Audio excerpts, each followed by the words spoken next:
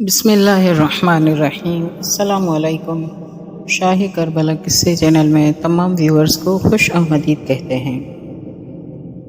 Video کو مکمل دیکھیں اور اگر ویڈیو اچھی لگتی ہے تو لائک کریں اور چینل کو سبسکرائب کریں۔ حضرت حر کا تازہ جسم۔ ایران کا بادشاح اسماعیل صفوی کربلا گیا تو اس نے حکم دیا کہ روضہ سید شہداء کی از سر نو تعمیر و آرائش کی جائے۔ پھر اس نے حضرت حر شہید کا روضہ بنانے کا حکم دیا۔ حضرت حر کی قبر کربلا سے 6 کلومیٹر کے فاصلے پر ہے، اور یہ اس وجہ سے تھا کہ حضرت حر کی شہادت کے بعد ان کے قبیلے کے افراد آئے تھے اور انہوں نے ان کی لاش اٹھا کر موجودہ جگہ پر دفن کی تھی۔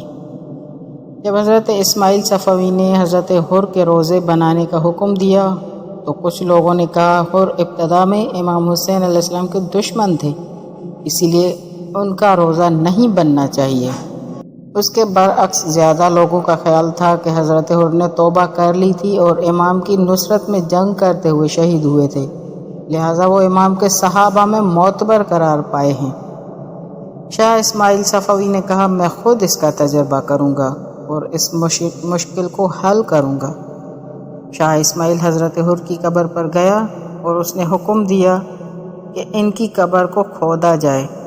قبر کھودی گئی یہاں تک کہ حر کا جسم مبارک نمودار ہوا، اور شاہ اسماعیل یہ دیکھ کر حیران رہ گیا کہ 1000 برس گزرنے کے بعد بھی شہید کا جسم تر و تازہ حالت میں تھا۔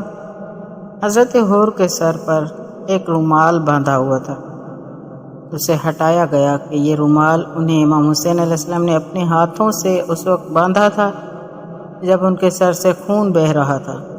شاہ اسماعیل صفوی نے کہا کہ یہ رومال بڑا مقدس ہے کیونکہ یہ امام علیہ السلام کا رومال ہے۔ میں یہ رومال اپنے پاس بطور تبرک رکھنا چاہتا ہوں اور مرنے کے بعد اسے کفن میں رکھوں گا۔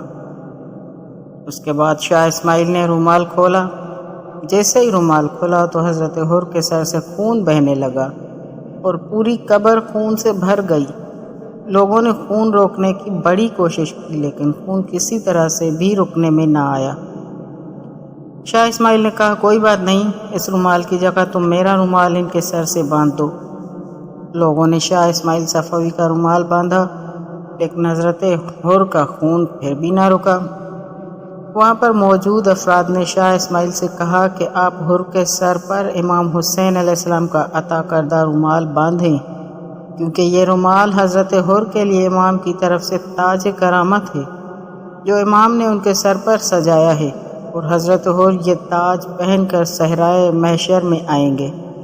شاہ اسماعیل نے وہ رومال واپس کیا اور لوگوں نے وہ رومال دوبارہ باندھا تو حضرت حر کا خون رک گیا۔ شاہ اسماعیل نے یہ معجزہ دیکھ کر حکم دیا کہ حضرت حر کا حرم اور قبہ تعمیر کیا جائے۔